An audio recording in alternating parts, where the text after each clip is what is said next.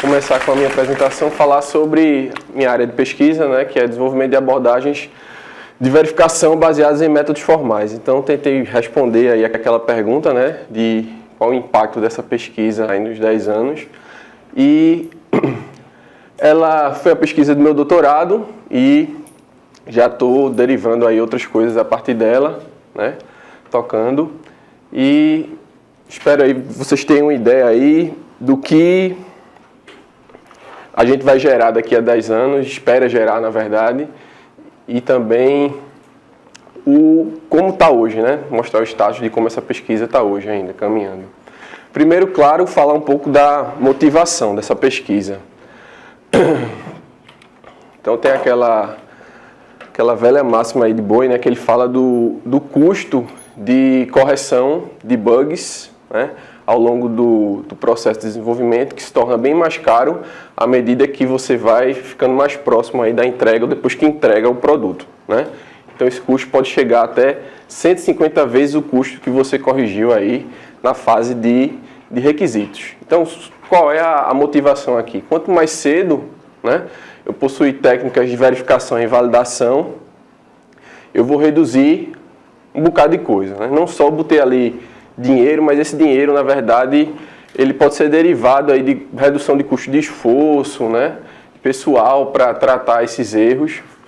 Então, o que a gente quer, na verdade, é tentar se antecipar, né, a possíveis erros aí no futuro e descobrir isso o mais cedo possível, tá? Por isso, então, acho que em requisitos devem ter abordagens assim também, mas a minha área de pesquisa entra mais aqui, tá? Na fase de projeto, análise de projeto, de sistemas. Então a gente tenta descobrir erros aqui nessa fase justamente para não perpetuá-los e tornar essa correção aí bem mais cara. Então tem diversas pesquisas aí que foram feitas ao longo do tempo sobre custo, né, de erro, de correção de bug e aplicação de técnicas para correção de bug, né, de verificação e validação.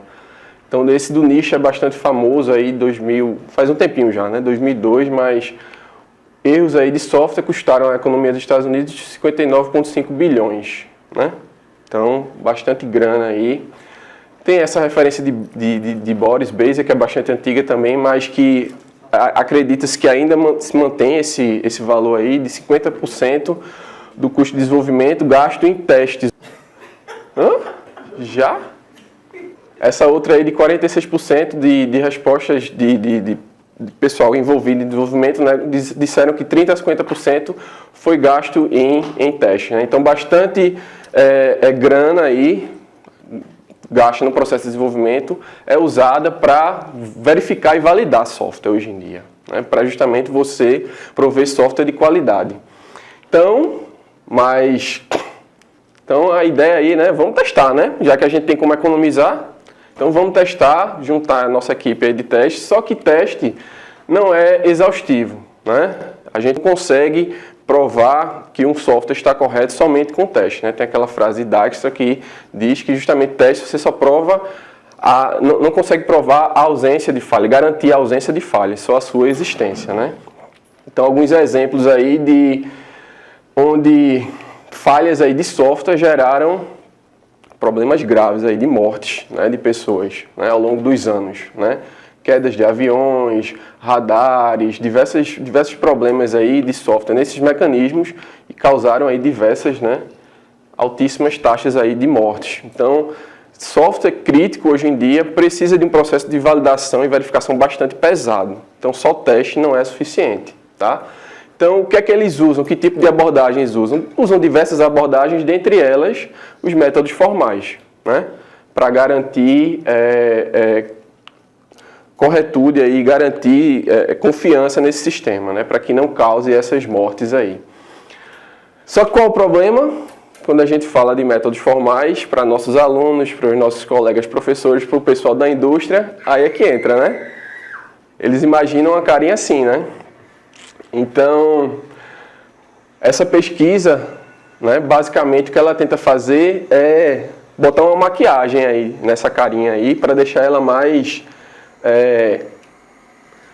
elegantezinha, né, mais bonitinha e esconder todas aquelas imperfeições, né? Imperfeições entre aspas. O que seriam essas imperfeições? Né? É lidar com notações pesadas, com técnicas matemáticas que, em geral, os engenheiros não gostam, né? Engenheiros de software, alunos, então a gente tenta botar uma capa por cima disso para ficar uma coisa mais elegante para esses engenheiros, tá? Então está uma definição aí de métodos formais, né, que são abordagens matemáticas para software e desenvolvimento de sistemas de software que suportam especificações rigorosas, projeto e verificação de sistemas computacionais, né? Então a gente vai ter um conjunto aí de notações, de linguagens, ferramental também com essas linguagens para prover aí esses mecanismos aqui, né, de especificação, projeto e verificação de sistemas, de uma forma bem mais segura, né, do que simplesmente verificar, dado uma entrada, se a saída corresponde, tá? Que é o teste. Então, se você for hoje para o mundo de métodos formais, você vai encontrar diversas notações, diversas linguagens, diversas ferramentas aqui. Aqui tem umas caricaturazinhas das diversas ferramentas e linguagens, aí tem um site, né? Aí a primeira pergunta, né, que o pessoal faz quando pretende usar métodos formais, eu vou ter que calcular, né, usando essas notações explicitamente, ou eu posso simplesmente apertar um botão e a ferramenta se vira para resolver o meu problema, né? Então a ideia já tem bastante mecanismo aqui ferramental para isso aqui. Ferramentas construídas usando esse cálculo pesado, tá? Mas para usar essas ferramentas eu preciso dar como entrada alguma especificação numa notação também que esses engenheiros não estão acostumados, tá? Então por daí que vem a ideia aí de métodos formais aí leves e métodos formais mais pesados, né? Porque se você for usar essa forma aqui, que ainda existe, né? Empresas que usam métodos formais ainda contratam profissionais especializados em lidar com esse tipo de notação pesada e garantir alguma propriedade de um sistema através dessa notação pesada. Mas tem se dado um shift aí para usar essa notação, essa forma mais light aí, né? Exemplo de um uso de métodos formais é o model check, verificação de modelos, né? Então eu vou ter o programa ou o programa que eu desejo criar e eu vou criar um modelo desse programa usando essa notação da ferramenta de métodos formais, que não é a notação usual, claro. E também passo uma propriedade que eu desejo que esse programa possua. Passo para a ferramenta e a ferramenta vai fazer, já tem, né, implementada nela a busca aí para definir se essa propriedade ela é válida ou não. Se não for, ela devolve um contra-exemplo. E esse contra-exemplo serve de entrada para você realimentar esse cara aqui, esse modelo, corrigi-lo e gerar um programa mais seguro, tá? É um exemplo aí de aplicações de métodos formais. Mas ainda preciso que alguém manipule uma notação que pode se tornar aí pesada e chata de aprender, tá? Então, o que é que as pesquisas estão fazendo hoje em dia, incluindo aí a minha pesquisa? Dentre as diversas linguagens em que esses engenheiros estão acostumados a trabalhar, linguagens diagramáticas ou inclusive linguagens de programação mesmo, né? A gente propõe aí traduções sound, né, que sejam confiáveis para essas notações formais, de forma que a gente consiga reusar o resultado lá da ferramenta, tá? Então aqui, por exemplo, usar o UML, o cara vai trabalhar no nível de UML e essas pesquisas geram ferramental para, de forma transparente, traduzir esse modelo e usar a ferramenta e retornar um resultado para o cara, certo? Essa é um overview, na verdade, né, dessas abordagens.